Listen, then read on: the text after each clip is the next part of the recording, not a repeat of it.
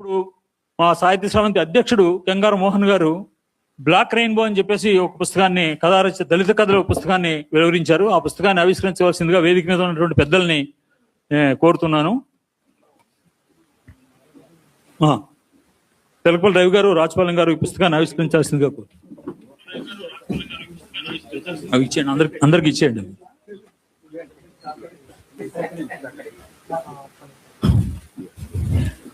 రాయలసీమ దళిత జీవితాలని అద్భుతంగా చిత్రించిన కథలు.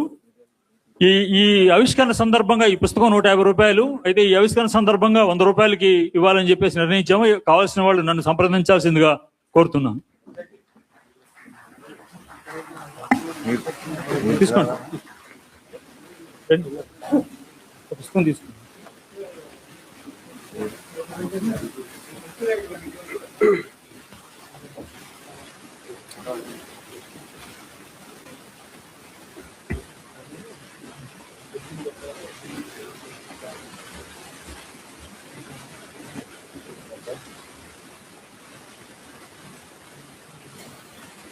Thank you.